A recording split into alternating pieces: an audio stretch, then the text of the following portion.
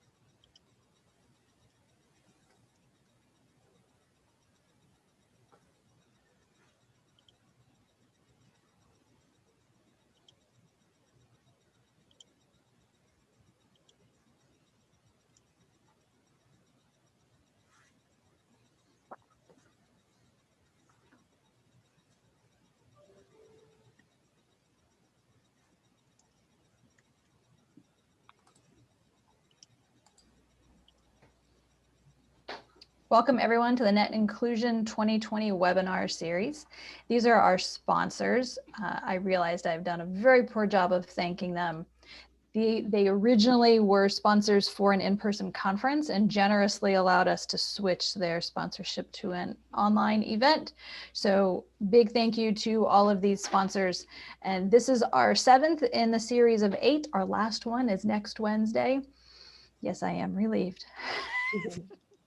These are a lot of work, in case anyone's curious.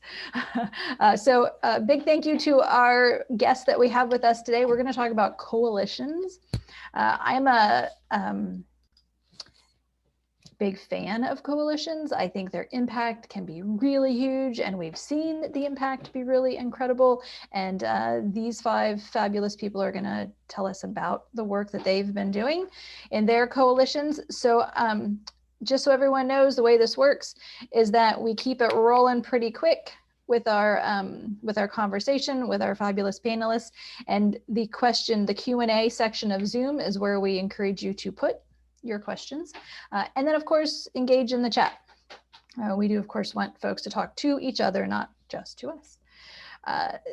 This is an hour-long webinar. We will get all the meat of the content in an hour. If we have asked all the panelists to stick around past that hour in case you do have a few more questions that we can make sure we get to everybody's questions. So if we need to stick around, everybody's already agreed to do that, which is very generous of them because they all are super busy people. Alrighty, so I'm just going to go around and have folks introduce themselves because it's just faster that way. And nobody wants me to read anything to them. Carrie Coogan, tell us about you. Well, good afternoon, everyone. I'm Carrie Coogan with the Kansas City Public Library. I'm also the president of the Kansas City Coalition for Digital Inclusion. Thanks to everyone for being here this afternoon and participating in Net Inclusion. I, along with Angela and everyone, are so sad that we can't be there for the event. Hopefully we can have it soon. And I just recommend for anybody who's new to the call or new to this space, you should definitely put it on your list of conferences to go to. I've never met such a group of engaging people and learned so much from so many people. So I highly recommend it once it's safe. We should also note that Carrie's on the board of directors. So I, again, am having a call with one of my bosses. I would say that anyway, though, just so everybody knows, full disclosure. And so in my role as Deputy Director of the library, I work in digital inclusion a lot. All of our digital literacy programs, educational programs, I'm responsible for. And then I also get the honor of heading up the Kansas City Coalition for Digital Inclusion, which began, as many of you know, back in 2012 when Google Fiber first came to Kansas City, and we wanted to capitalize on what that would mean for the city. And we realized that we realized very quickly there was a digital divide. And so the group started meeting fairly informally once a month at the library and to talk about ways that we could help support those in our community who didn't have access, didn't understand what the access meant, didn't have devices. And then we opened up the coalition really to anybody. So we accept providers, we accept city leaders, we accept organizations, neighborhood groups, you name it. And that's what's comprised our coalition to this day. Super. Thank you, Carrie. Matt Timberlake. Hi, I'm Matt Timberlake with Multnomah County Library and Multnomah County. So I actually work for Multnomah County. I manage a portfolio of technology projects for Multnomah County Library. And that's in Portland, Oregon. And I can't tell you how sad we are that we couldn't have all of you at Net Inclusion 2020 in person in Portland. So we're hoping for next year. And I have to, let me just second what Carrie said about it just being a fantastic conference. I've been to every Net Inclusion and they are far and away my favorite conference. The people, all of you who attend, it's just wonderful. So I'm a founding member of the Digital Inclusion Network here in Multnomah County and in Portland, which was formed in 2014. And we are in the process of rethinking our digital inclusion network and our digital equity action plan and who's at the table. So I'm particularly glad to be invited to this seminar, this webinar. And super, thank you, Matt. Yeah. Renee Gonzalez. Hi, everybody. I'm Renee Gonzalez, and I'm the Chief Strategy Officer with Lit Communities, and I'm also the Chair of the Digital Inclusion Alliance of San Antonio. And I'm actually the chair of the steering committee that is represented about 15 members from within the community. And our general membership has about 30 organizations and over 60 members.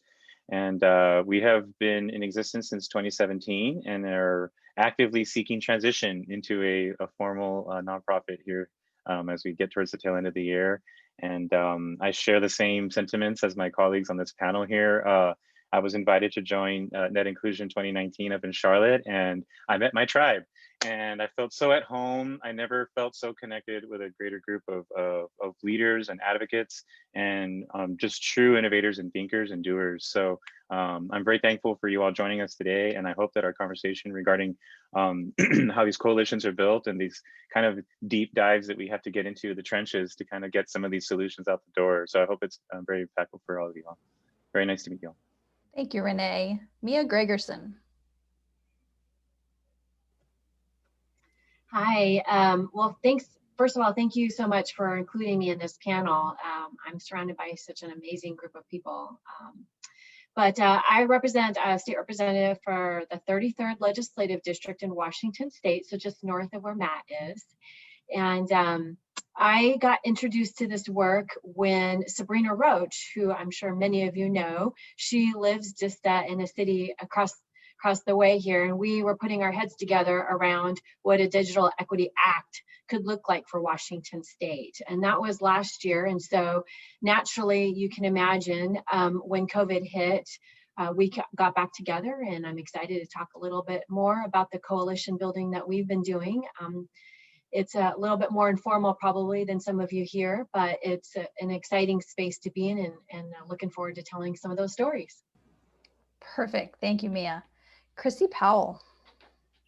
Awesome. Thank you, Angela, for inviting me to be a part of this panel. Super exciting. This is actually my first Net Inclusion conference. I was hoping I'd be able to go somewhere besides Maryland, but maybe next year. Fingers crossed next year. So I'm Chrissy Powell. I and the leader of Bite Back Baltimore on the Baltimore site. So Bite Back, of course, we are a tech inclusion nonprofit that focuses on adult learners and taking them from basic digital literacy and computer foundation skills through certifications in tech and into jobs. So I came on board with Bite Back in 2019, last year, to expand Bite Back to its first city outside of the DC area, which is Baltimore, which is home in so many ways. And there's a great need and a huge divide, as we'll go into later, in Baltimore, of course, throughout the nation, but Baltimore specifically to me. And, you know, back in March of 2020, myself and 3 of my colleagues in the digital equity space, also leaders of equity organizations, we just started a conversation and said, you know, how's it going? How can we support each other? And he said, you know what, let's invite our other colleagues and let's have a meeting. We'll have a Zoom meet and see how we can collaborate and support going in like this new norm, if you will, and supporting our participants and clients. So somehow it grew legs and it grew into the Baltimore Digital Equity Coalition, which is about over 60 organizations now, nonprofits, mostly workforce development, adult education, K through 12, Enoch Pratt Free Library, universities and colleges, as well as city officials and funders, all participate in our coalition. So what was initially a rapid response effort has grown into a long-term initiative. So I'm happy to be here. Thank you. That's awesome, Chrissy. So that's what we want to talk about, right? This huge variety of the programs, that sometimes the coalitions are short-term, meeting a need, and other times it has been around for a long time and then the idea that those short terms would turn into something longer. Matt, let's start with Portland. You all have been around a long time. Talk about how it came about and the connection to the city's digital equity plan. Yeah, so we formed in 2014. Several of us had been to the first Gigabit Summit in Kansas City. And we had a meeting at Portland State University with Multnomah County Library and Multnomah County, and a few other members who were in our community who are engaged actively in digital inclusion work, like Free Geek, our local after provider of refurbished equipment. And from that, we decided to form a digital inclusion network. And I think one of the things that we did well was that we didn't ask ourselves, when we were thinking about how to form a digital inclusion network, we didn't say who is working on digital equity and inclusion. We said what organizations are serving the people who are digitally excluded. And that made a big difference. So we cast a very wide net in our community, and we've had an initial summit in November of 2014, and we invited a very large group. We had government officials, we had libraries, we had schools, we had community-based organizations, but we also had healthcare providers, workforce development, home assistants. We invited the ISPs, Comcast, CenturyLink, Verizon, T-Mobile. And from that summit, we invited elected officials who came and gave speeches about the importance of digital equity and inclusion.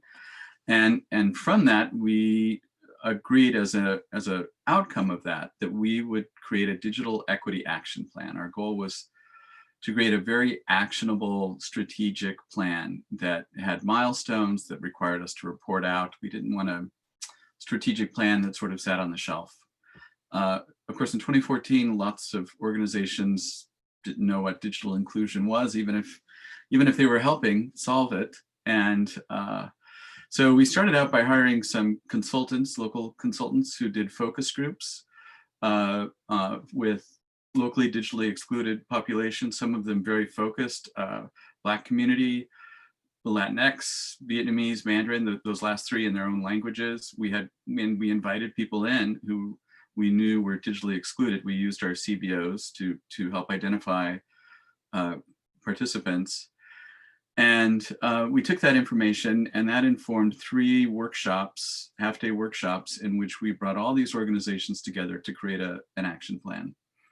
And one of the big benefits of that was that because so many organizations helped write the plan, they were very invested in its success. They took on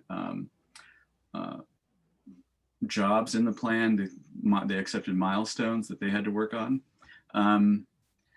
And so out of that came our Digital Equity Action Plan in 2015, which became a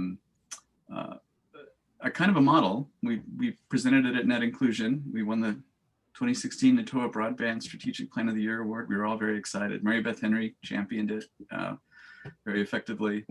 And it's been, we've reported out on that plan every year since. And it was a plan that we are currently in the process of revisiting. We're trying to write a deep 2.0, and in that process, we're also looking at rethinking who's at the table and what a digital inclusion network should do, and especially in these times of COVID, what opportunities and challenges there are. Super, thanks, Matt. Carrie, I think Kansas City is the next oldest coalition amongst these 5, not like ever, but here with us today. And fun fact, Kansas City's coalition was getting started about the same time NDIA was getting started, because we were all tangled up together. And Kansas City is where NDIA held our first conference. So Carrie, talk to us about the formation of the coalition in Kansas City. And then I want to talk a little bit about how it's changing. Just as Matt noted, they are looking at changes also. And I know you all have already gone through some changes. Yeah. Well, and thanks, Angela. And I would be remiss if I didn't point out that, Kansas City also has a digital equity strategic plan that was ushered through by our assistant city manager, Rick Usher, who is also on the steering council of our coalition. So I think it's important early on for those of you that have a group that meets like a coalition or doesn't call itself a coalition, getting city leaders involved quickly, I think can help begin to make sure they understand. I say that now that, we're in this crisis, so many of them already know it's been a crash course, but I think that really helps to get city involvement at all levels as quickly as you can. And so I guess, Angela, the question for us is, you're right, we've been around a long time. We've been working on a lot of different initiatives, trying to bring more people into the fold. The biggest thing I think that the coalition has provided our community is already a strong awareness of the digital divide, so that when COVID hit, there was already an understanding by a lot of people, and then there were others who suddenly realized, oh my gosh, what are we going to do? This is really bad when you don't have students or teachers who have access and are trying to do distance learning, or you have people out of work, and the normal places where people would go for assistance or help are closed, like libraries or other organizations with computer labs. So I think, going back, I think it really helped to lay a foundation and to get the word out and to already be working in this space and trying to bring as many stakeholders to the table. I think since March, we've had a lot more people come to the table. And so it's really enriched the number of people collaborating, and it's expanded our reach. So Kansas City, Missouri is right on the state line of Kansas. And so we'd had sporadic involvement, of people across the state line. As is the case with the coalition, people get busy. But since then, we've had really strong participation from many of the counties in our area. But I would say that the collaborations that we've been able to do, the partnerships, because we all know each other and we were all meeting leading up to this point, has really helped solidify some incredible projects that we're now able to work on. That's perfect. Thank you, Carrie. So continuing with our theme of how folks are changing, San Antonio has been around for multiple years, and there was already a question in the chat, Renee. Laura Vogel saw your mention of becoming a nonprofit, and she was like, what? Wait, tell me about that. Because all the coalitions that are out there, other than what you guys are talking about and what Baltimore is talking about, folks don't hold money, essentially. There's no, you don't need to put money anywhere. Kansas City has a fund inside the library, right? But it's not like they're dispersing checks often. So Renee, talk to us about why you would start a nonprofit. Well, I mean, essentially the short and sweet of it's the fundraising ability to basically do it a little bit more effectively in the sense of having some unified common goals that are shared across, number one, our organization itself, and all the members who are part of the steering committee and our general membership, but also the fact that there's you know, some pretty big things happening in San Antonio with our Connecting Beyond the Classroom initiative that I know that folks have spoken to you all about in previous webinars during the series. So essentially having all these things happen all at once and the pandemic, it essentially elevated our role a lot more in the community as far as level of seriousness that the folks are taking here in San Antonio to address the digital divide. And in order to basically not really duplicate efforts or be counterintuitive with other fundraising efforts, we felt that it would be helpful to kind of transition to a C3 because essentially we all operate under volunteer-based type situation. We don't have a full-time person working at DIASA. And during this day and age when we're escalating these solutions literally from one day to the next, you know, it's very important that communication and all that is very, very effective, and that what we say in one meeting is the same thing as others are speaking about, whether that be within City Hall or within the county. So that consistent unified approach is all basically kind of similar to how we want to approach the fundraising as well too. If we can bring dollars to San Antonio for a purpose that either involves greater access, devices, or digital literacy and adoption, then we want it to be a win for all those organizations that are doing that. And I think it also kind of gives a little bit more confidence to the funders too, that everybody's working collaboratively and that there isn't any competition amongst each other too, because I think that you know, funds are limited and we know this, and there's the need is universal, but the funds are not, right? So we have to be very effective in how we communicate that as an alliance, and as well as how we seek to raise funds to implement those strategies. Super, Renee, thank you. Chrissy, you all are having similar discussions. So talk to us about money. Yes. So as you mentioned, you know, BDEC, Baltimore Digital Equity Coalition, we are not a legal entity, if you will. We are a movement, but within that, funding has been really the driving force for us to get the job done. So the Coalition for BDEC, for us, it was not just to come together to share thoughts and ideas around how to close the digital divide. It was truly to create teams, what we call work groups, where the work actually gets done. And when I say the work gets done, I mean amongst our teams, our initiatives around tech support, around mesh network installation, device distribution, and advocacy. We had to get funding to start these initiatives and to get them going and to keep them going. And philanthropic dollars, our local funders and foundations, really, I mean, they showed up. They showed up for us in March and April, and we had to you know, create a budget. And I say we, it was, you know, of course, a group effort, and put a lot of time into that. But our funders came together truly in Baltimore, and one specific and particular funder, Jane Brown from the Robert W. Deutsch Foundation, has been in digital equity and really advocating for digital equity for a very, very long time, long before I came into the picture. But this was really an opportunity, and the first time that so many organizations, which were so siloed in our city and have been for so long, have come together for this greater effort. So our funders really showed up, as I said, and we, you know, raised over $400,000 initially to launch all of these initiatives, which are still in full throttle. You know, we have those initiatives, the tech support hotline that is up and running, and mesh networks being installed and devices being refurbished and distributed. So our next step is to hopefully get the city to provide funds to us, which is a whole nother topic. But fingers crossed, we'll be able to request funding from the city, specifically for digital equity, digital connectivity, access devices, and digital skills training. Super, Chrissy, thank you. So a note for folks that getting funding from the city is awesome for the cities who've been able to figure that out. And Miles will put in the chat the link to NDIA's Trailblazers. So for those who are looking at getting your city's support, the Trailblazers is the list of which local governments are involved in digital inclusion work. They are the honor roll of local governments. And so those in particular who provide funding, well, for any of the issues, but funding is one of the issues, there's links. So you can see who does provide funding and how did they decide where it goes. So Mia, let's turn to you next.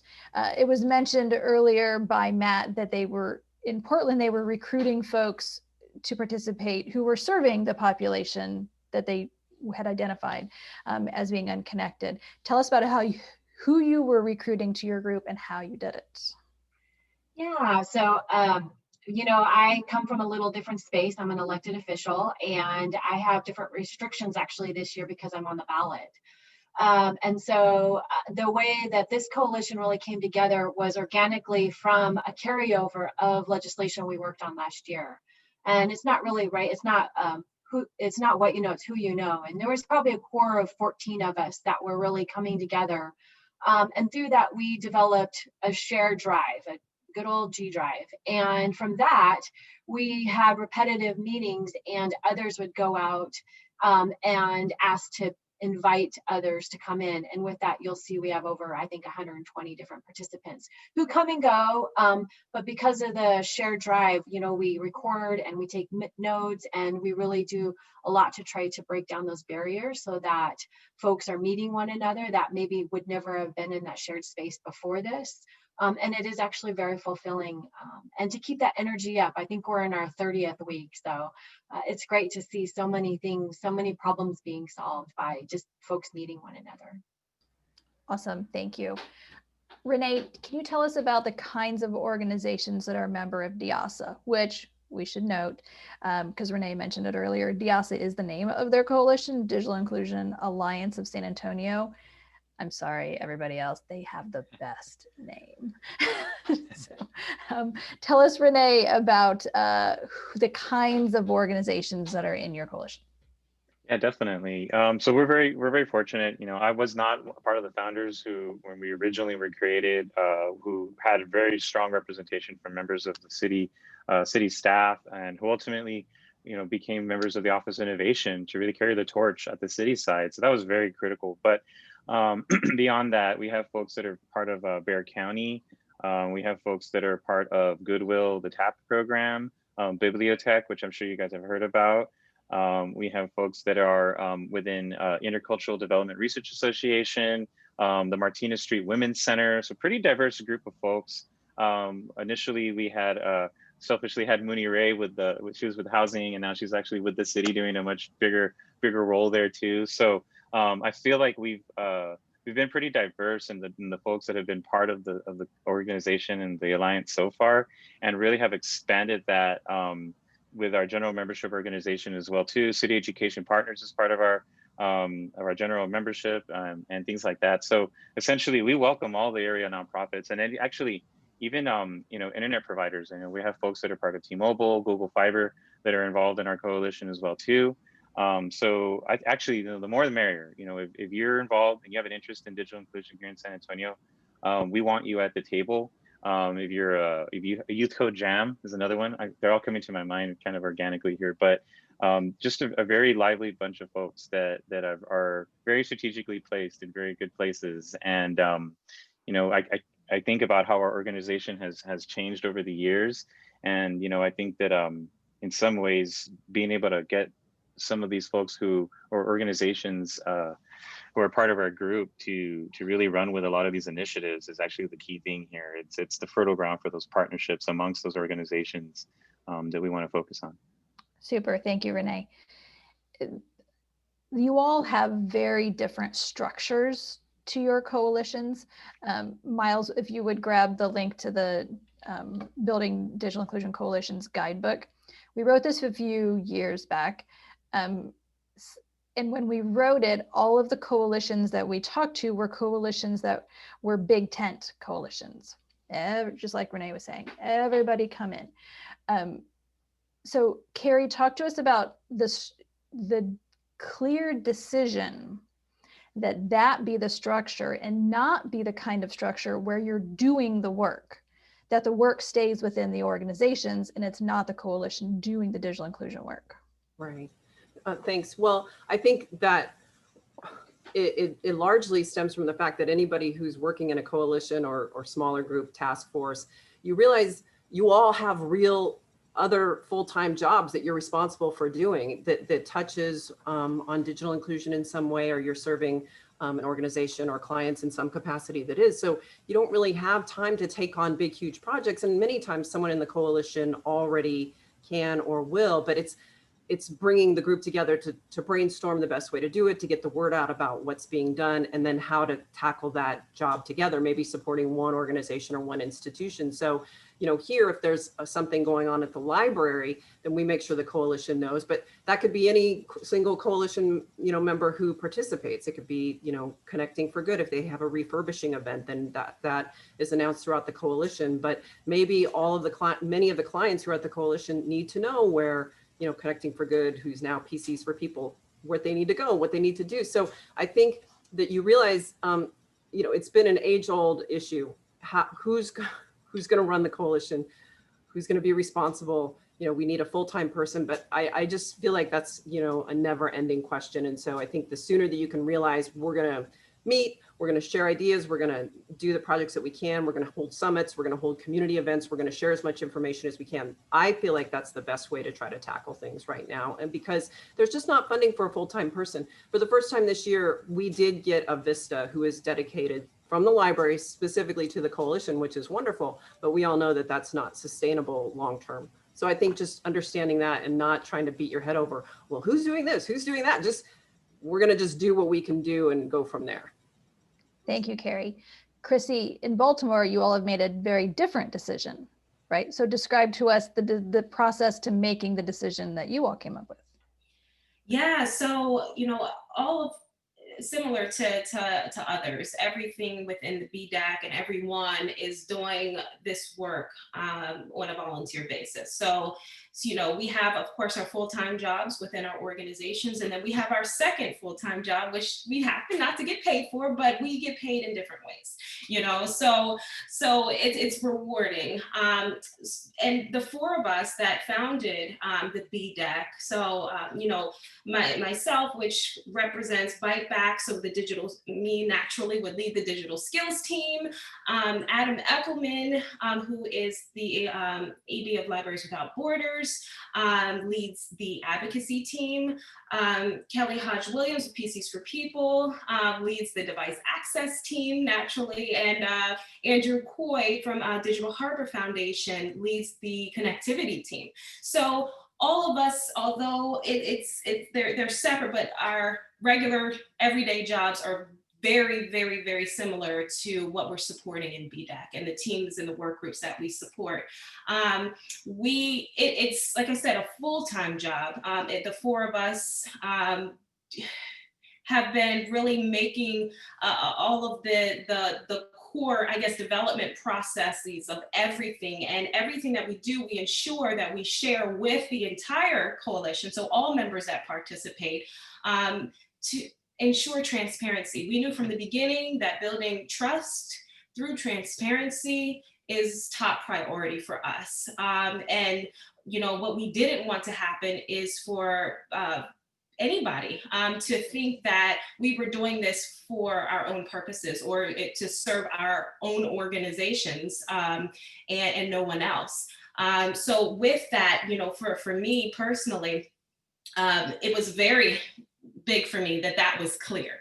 And so all of the money that we have raised, and even for the digital skills team, none of that money, not even admin or any percentage of anything, has gone to Bite Back. So this is truly just in support of the community. We were able to raise funds for a BDAC director. So we are in the process and have been in the process of looking for this unicorn, who we hope to hire within the next few weeks if everything goes great. But once again, our local funders came together and said, yes, we will come together and fund this. So we were able to raise about 2 years of their salary. So that has been amazing. So as soon as we get that person on board, they will become, the head and the lead of the BDEC around strategic citywide planning and an action plan, and oversee the work groups. And myself and the other 3 co-founders will serve, as we are still now, the coordinating committee, and also serve on the, the teams and the advisory board along with some other folks. So Chrissy, will you form a 501c3 or will there be a fiscal sponsor? So we have no plans to form a 501c3. A fiscal sponsor was something that we needed if we were going to raise funds. So that was a interesting conversation in itself.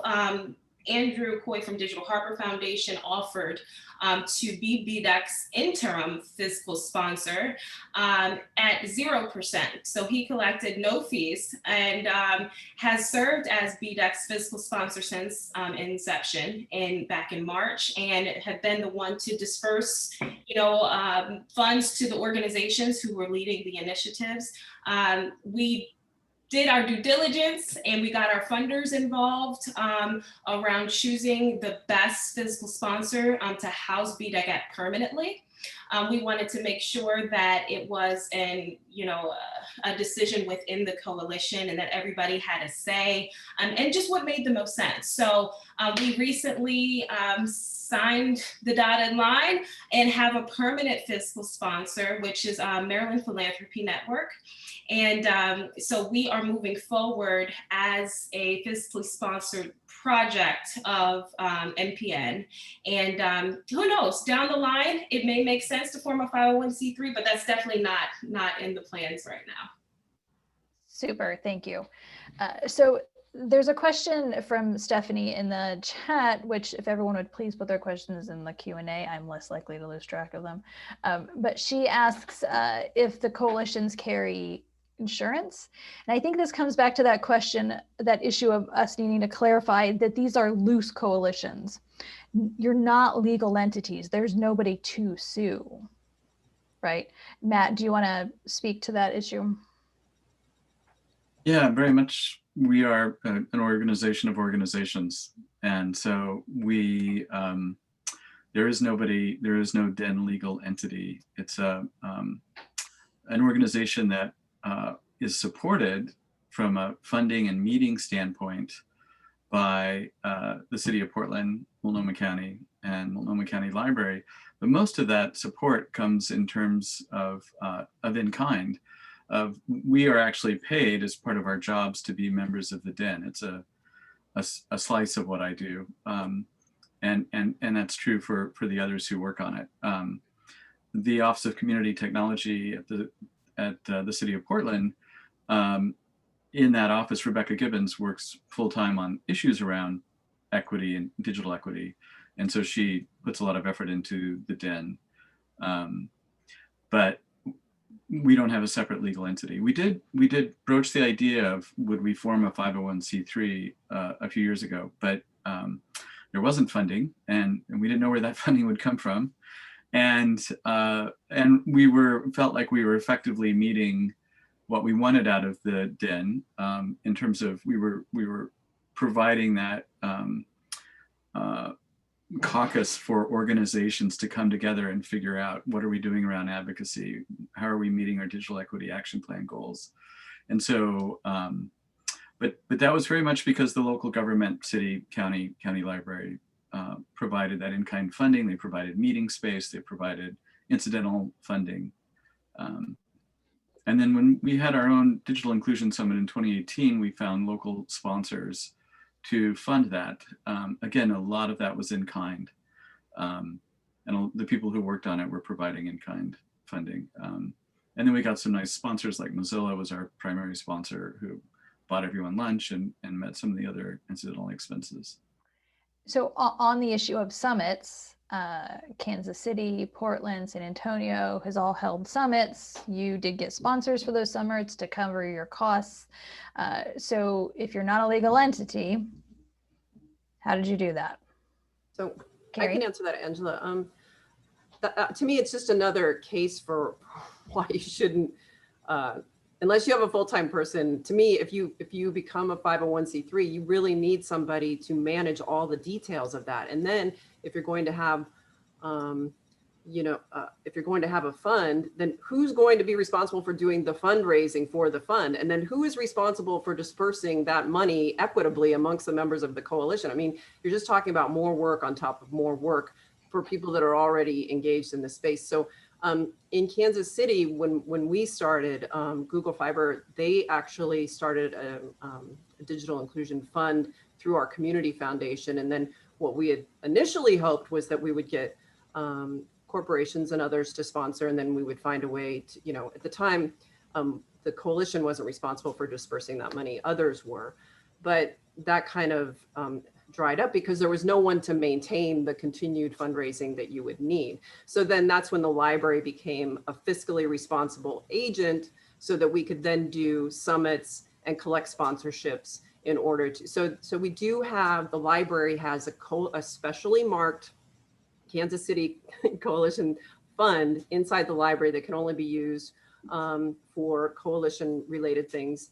And it has to be approved of by the steering council of the coalition. But again, that's all unofficial. We're not in any official capacity, but we, again, try to use transparency and are equitable about what decisions we make. So I wonder then if it's this moment in time, like we all know that the digital inclusion awareness, right? The joke that we're all, our popularity, all of us doing digital inclusion work, our popularity is through the roof, but none of us have changed the things we're doing. We're just doing more of it. Like, like Chrissy, she now has an extra job that she doesn't get paid for. So is that, do we think, like Chrissy, do you think you could have fundraised for starting a 501c3 and paying for a staff person if you didn't have the awareness that we are getting right now during this pandemic? Oh gosh, no, definitely not. That's one thing, sometimes it happens. It's, what is the hot topic? What is the sexy topic right now that everybody's talking about? And right now that's the digital divide, and COVID gave that spotlight or shined that spotlight on the digital divide, which I am grateful for. And, my, I guess, hope is that when, COVID dies off, that this excitement and motivation to close the digital divide from funders specifically, as well as from organizations, that that motivation won't die, with COVID, if you will. So it's, I want to make sure I get to your question. I want to make sure I get to it. So it's, like I said, funders have been supportive, but Baltimore is a very special community in so many ways, and the local funder community is tight knit. So everybody talks to everybody, and it's a great network of people who truly care about the city. So that's an important piece, but I don't think it would have gotten the attention that it needed, because there has been work in this space for, like I said, many years before I came into the digital equity space in Baltimore, and has been an issue for decades. Just from all the way back to, just redlining. I mean, and the issues at hand, and the systemic racism, if you will, and the core and the history of why the digital divide is. So, I would hope that, if we weren't in this situation with COVID, that we could have gotten to this point with the coalition and with the efforts that have been successful and just getting off the ground as well. But I'm grateful that this opportunity, because it's a silver lining. It's hard to find a silver lining with a pandemic, but the silver lining is that opportunity to utilize this spotlight to really make some change. That was perfect. Thank you, Chrissy. So we're getting questions about challenges. So rather than just ask you all broadly about challenges, let's get specifically into certain challenges that we all know that we all struggle with. Because a lot of your challenges are NDIA's challenges too, because we do the same thing you do, just at a national level. So internet service providers, are they in the coalition or are they not in the coalition?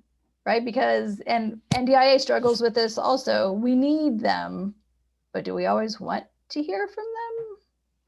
Mia, can you speak to the discussions that your group has had about who's in the group and who's not in the group?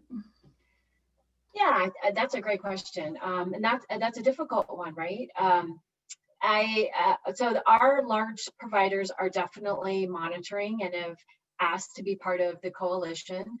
That doesn't mean they're participating.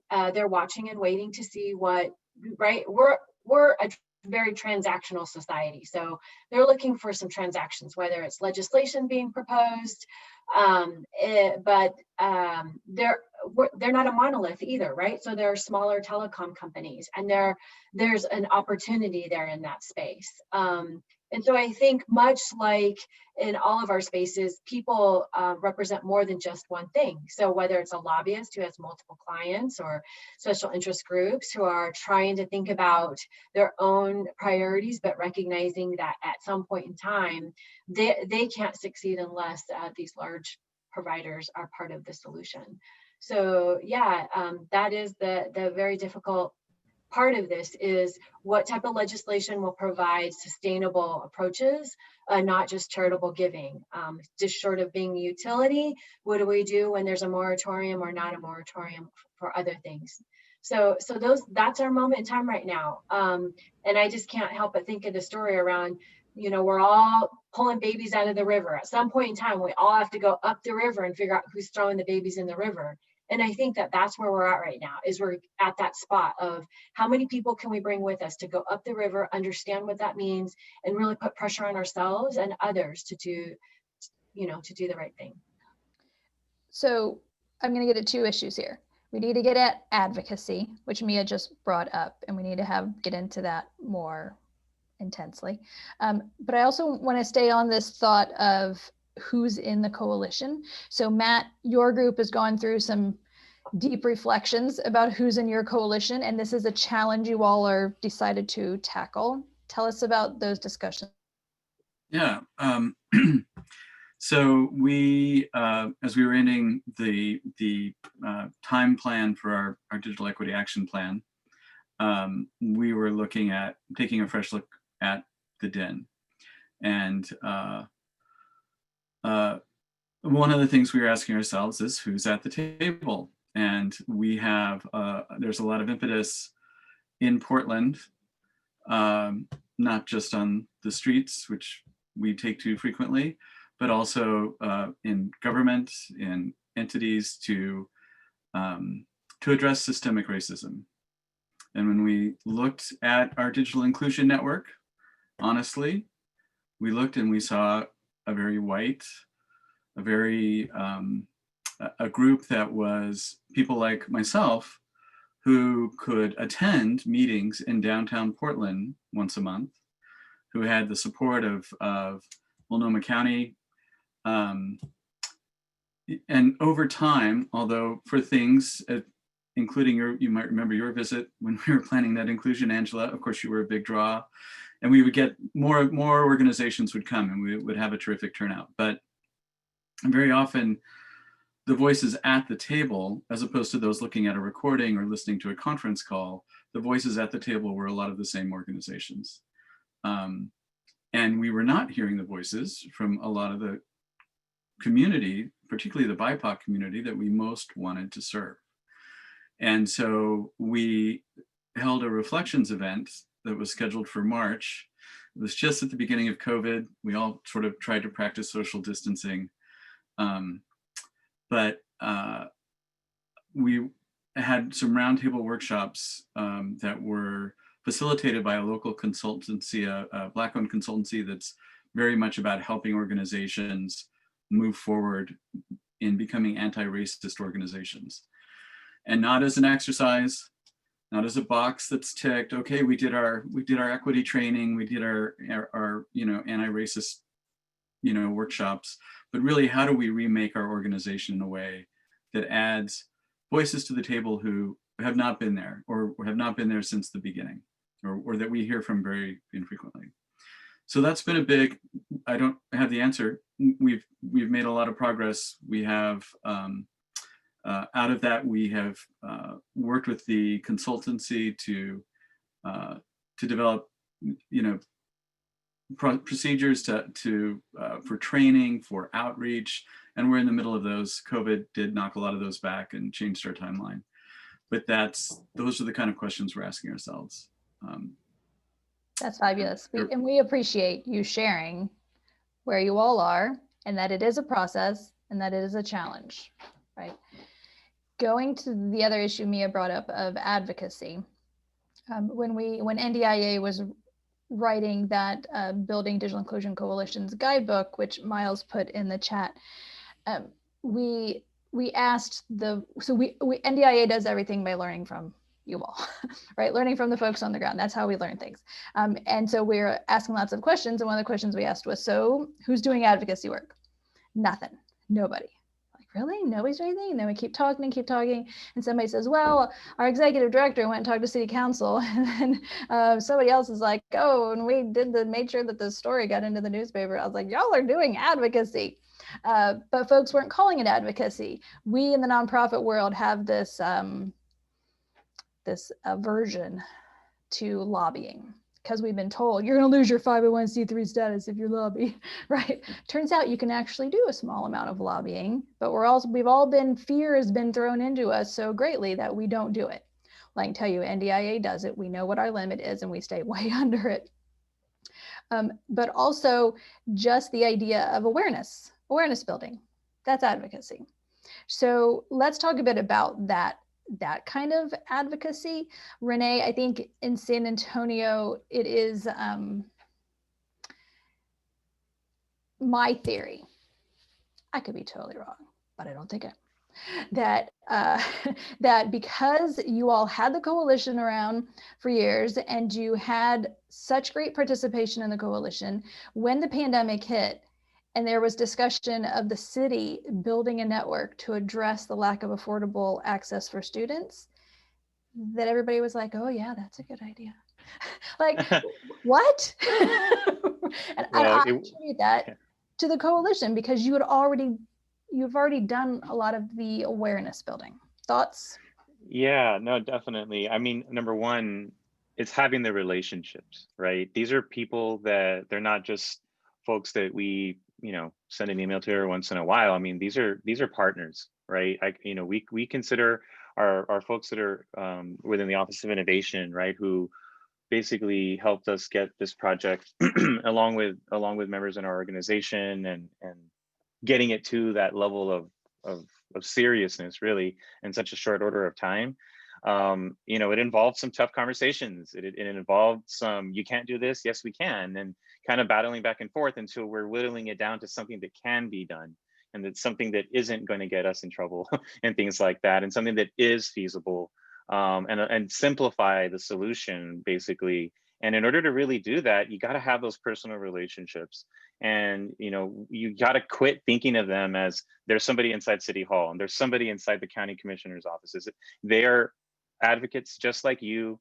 They're wanting the same outcome just like you, and you got to go through and have those tough conversations together. And I think that I don't think that we would be where we're at right now, where we're working to get some pilots off the ground to inform the larger project that we need to be doing, that the city will be doing later next year. If we did not have those relationships, if we didn't have people that founded DIASA who end up now working in the agencies that are actually undertaking this, I mean, we couldn't have asked, I don't think, for a better scenario. Because we don't need to go beat down doors now. Like, we actually have advocates from inside the city as well too. So it just takes having those relationships. I can't emphasize that enough, because these are folks that we're not afraid to call. you pick up the phone, and if we were not in pandemic times, we would be face to face exploring these tough conversations together, because we're all on the same team here. And that's the number one takeaway from that. We're all on the same team. Well, and And Angela, I'm sorry, Carrie, go ahead. I was just going to add to that, I mean, and even if, all of us that we're calling ourselves information sharing and awareness have become advocates, I think, in this time, because now suddenly many counties and cities or community funds or people have banded together and say, we want to help people, because of what's happening, this pandemic. So who needs help? And suddenly we want to make sure that we have a seat at the table, that all of these people, students and families and teachers and people who are out of work and college students, there's so many people that are truly in the digital divide now that the pandemic has hit. So I think it's really forced a lot of us to just become advocates. If you're going to get money from the county, you have to go testify. And in our county, they don't let you do it by Zoom. You have to show up in person, and you have to wait and, address the legislatures. And you have to, many cases I've had to go and talk about, and members of the steering council as well, or have had to go and advocate for why this is so important. And this has always been a problem. And we've had this coalition for many years at this group meeting, but you didn't realize it. And so now, you really need to be involved. So I think part of what that's helped us do is really crystallize a lot of the projects that we're working on right now. So one of the things that we've done is we've created through our university a Missouri State broadband resource rail, which is led by the university and their students, and they're collecting all of the information in the entire state. Where can you get a device? Where can you take a class? All of those things. We've started, the library is now leading, we received funding to do a regional call center. And when I say regional, our library is going to do a regional call center for digital inclusion work. That happened because of the pandemic and money that was available. We're right in the process. Aaron Deacon of KC Digital Drive is helping to start a metro-wide internet assistance fund that is through our utility company. So for the first time, this is something we've all talked about. How can we get people funding, a subsidy, to help them either get connected for the first time and pay 6 months of payments, or get them reconnected if they've been, bumped out of the system somehow. So I think there's just so many things that now is the time to jump in and be an advocate, whether you want to or not. And so I think, for those of us that didn't want to be an advocacy group, that's the way you're going to be able to get the funding and create, all these relationships, that we were just talking about, and how to coalesce and finally, take action. The subsidy for broadband issue that Carrie's referring to, Rick Usher from the city of Kansas City has shared that on NDI, one of NDIA's Friday calls. Yeah. So as that project progresses, we'll make sure to have Rick back again to tell us some more, because everybody wants to know more. I think it might be the first city level work. Well, and it's Angela, it's really regional. It's Johnson County, Kansas. It's Kansas City, Missouri. We're working, all of us are working together to come up with a plan to be able to do that. And we're literally days away from starting it. That's awesome. So there's a really good question from Krister in the Q&A about city, county, regional, state. So 4 of you are based locally, metro kind of areas, and then, as Carrie was noting, expands out as needed. Mia is running a statewide group. So Mia, talk to us a bit about what you're hearing and the differences between how your group operates at the state level versus what you've been hearing from these folks at their more local levels. Yeah.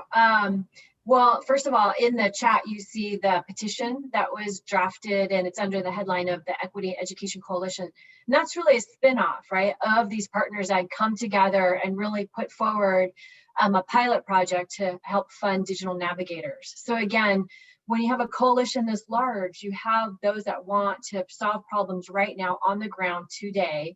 Then you have your medium and long-term folks who are working. So you have your school associations, whether it's your teachers or your school directors, and they're coming forward with legislative priorities, the cities and the counties. And so those become statewide, right, initiatives. But there is this moment of time that really those lobbyists or those advocates needed to learn the definitions, right, and the understanding of the three-legged stool and how that correlates to their membership. And so that's what you're seeing now happening, are decision packages and policy, hopefully policies that will match not just budget requests, but actual policy. And so I'm hopeful that that sort of answers the question and how some organizations are very much statewide and some are just for their particular membership or very local. But together collectively, if you're really thinking about equity, you're focusing on the disparities. And I think the role of more of the IAC group, which is the Internet Access Crisis Team, that's really the statewide space, right? That's where everybody can come together and have shared learning, listening to what San Antonio is doing, right? And then try to, you know, to convert that in a way that's either local or statewide. That's perfect. Thank you. So we also have questions in the chat that are getting at more of the practitioner impact. And for the most part, I was trying to stay away from that, but I feel like you all have so much to share because I was trying to get into the whole coalition business. So quick side note, there's a bunch of additional information in the other webinars for folks who haven't watched them. But let's get into it a little bit. There's a question in here about the devices into the hands who need them and increasing the broadband access. Renee, do you want to take that one? Sure, and I think that we're on the precipice of developing our digital equity plan to kind of answer and guide us, to be honest with you. So while I would love to have an answer for you, I think that it highlights that we're in the process of developing that strategic plan and co-developing that with the city of San Antonio and Bexar County and the other partners who are wanting to tackle this together.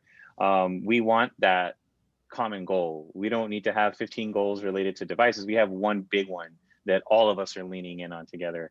And as far as where the need exists, we're very thankful that previous to the pandemic, in December 2nd last year, we launched our digital divide assessment in conjunction with our local partners. And we had that open right up until February, shortly before the pandemic even broke out. And that gave us a city council district and county precinct level of evaluation to be able to determine which of these areas within the city need it the most. So, you know, stay tuned. We're putting our plan together. And as we put that together, that's where we're hoping to develop those common unifying goals and strategies and identify who are going to be those partner organizations who are going to be contributing efforts and resources to basically accomplish that. So stay tuned.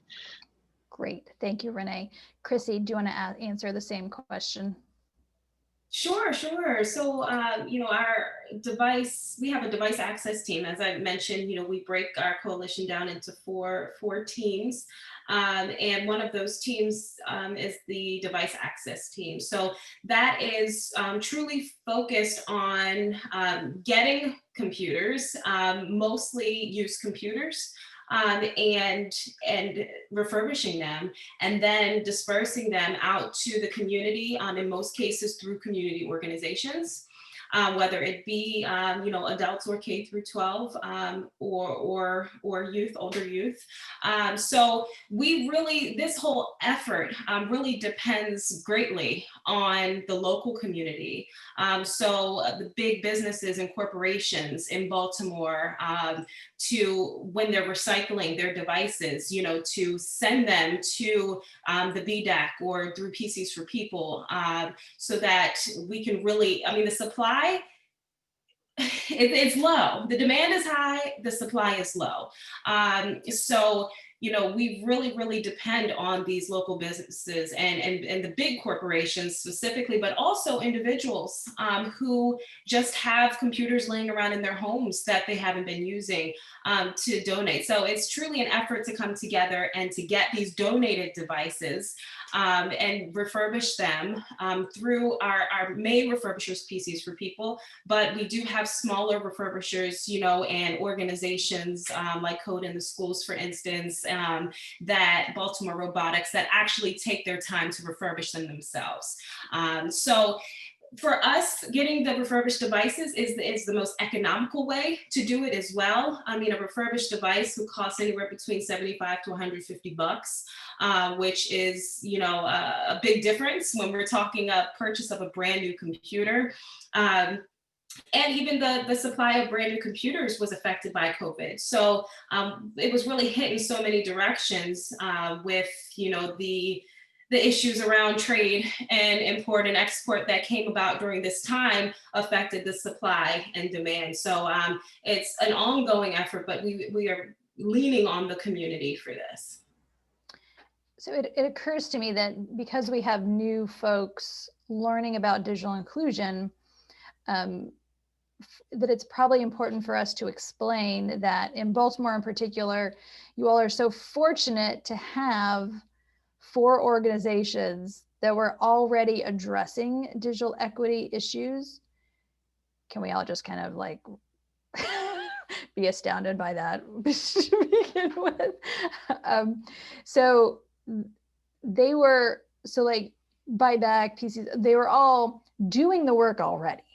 It's not as if the coalition is what caused them to do the work, but there's that increased coordination and fundraising and things like we need devices donated, right? Like, so you're able to spread the messages. So I think for those who are new into this field, that's important for us to explain. They may have none of those 4. They may have nobody refurbishing.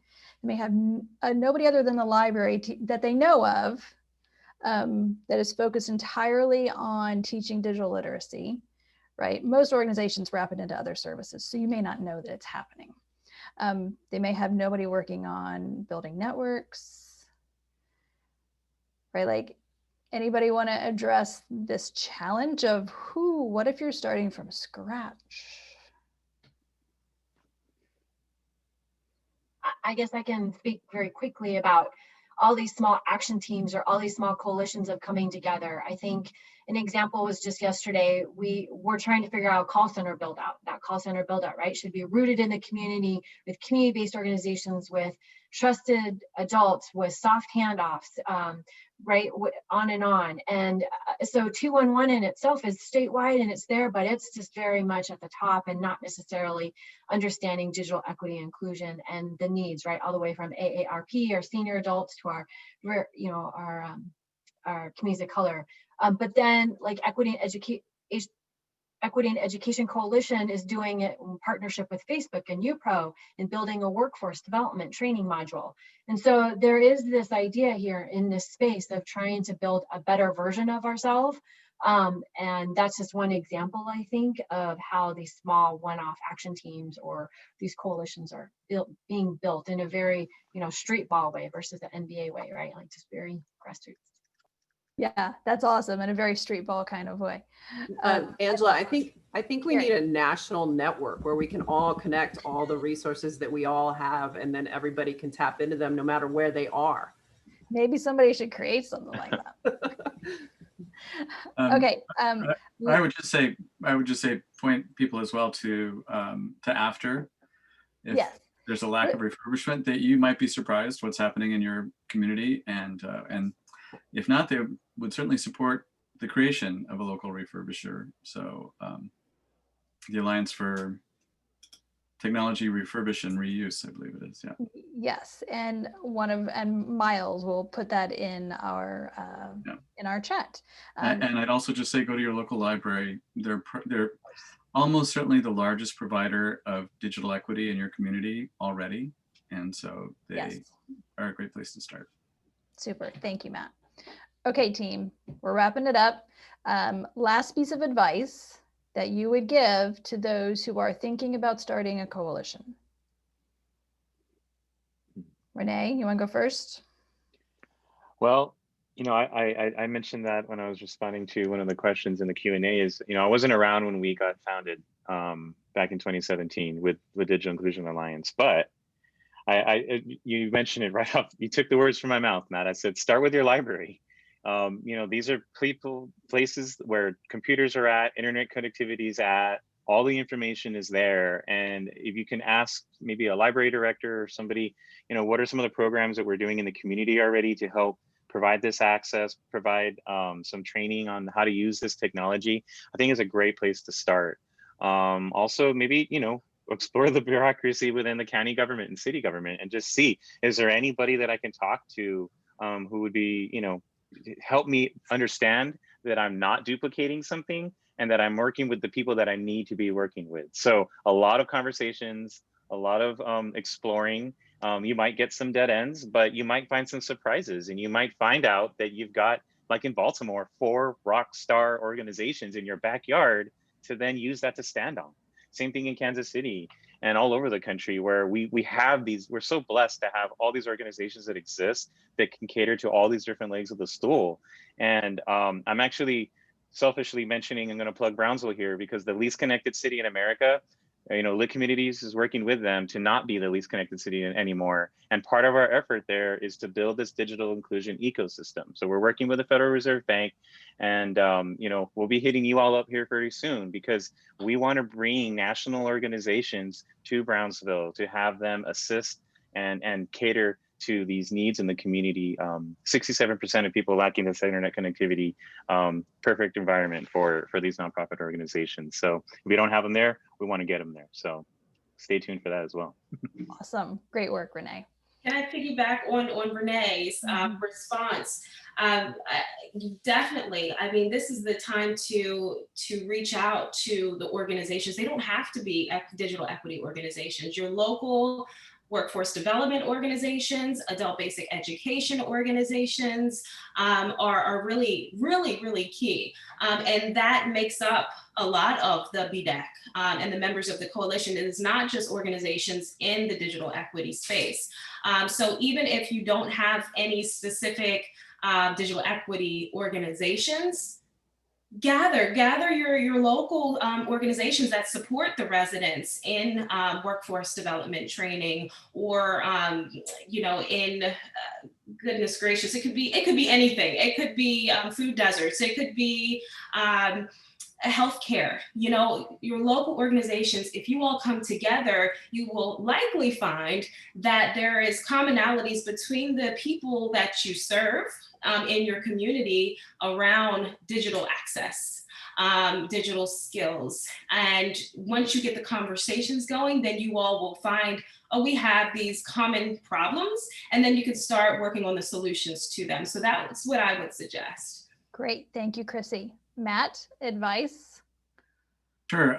I'll just echo what Chrissy and Renee said. I think it's something. No more echoing. You got to come up with some new ideas. All right, I'll echo myself. Again, when we started, just that, we asked the people who were working on digital equity and inclusion, but we asked people who were serving the people who were digitally excluded. And a lot of them were doing things to support digital equity without even really knowing what digital inclusion back then was. So yes, cast that wide net, get those organizations that are serving the people who are excluded. And then my only other thing that I touched on before, and I'll say again, is that keep looking at who's at the table, to go back to the title of this. That's something that we're doing. I think it's very easy, because your local government, your local library will have a consistency, and they can be the bedrock of your digital inclusion. But a lot of CBOs and others might be struggling, might not be able to attend your meetings. It's very easy for them to not be maintained as somebody you're listening to. So keep that outreach going, and keep asking those questions. Yeah. Perfect. Thank you, Matt. Carrie, advice? My advice would be that if you don't have one, you should definitely start one, and you don't have to be overwhelmed by the big idea of a coalition. It could just be a group of people getting together, and you call yourself a task force, or a crisis group getting together to help solve this problem.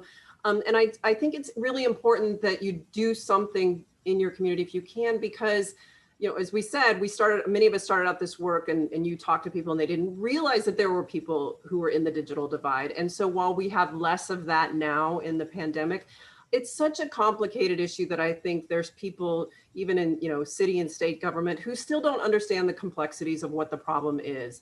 Is there internet access? Well, they have internet access in that neighborhood. What's the problem? Well, can they afford it? Is it good? Do they cap it at a discounted price? I mean, where are the classes? Are the classes up to speed? It's just, there's so many things that you have to think about, and there's so many ways that it's not equitable. And so you really have to look at it through an equitable lens in all of these neighborhoods for all the access that they have. And I still think no matter what room you walk into, there's people, including myself, who don't know all the answers and who don't know all the complexities of this work. And the only way that people are going to know is if we keep talking about it and keep sharing solutions and sharing ideas. Perfect. Thank you. Mia, last word. Yeah, for me, it's really about, as an individual, identify who your community is. You know, you really have to come to a solid ground of what that is.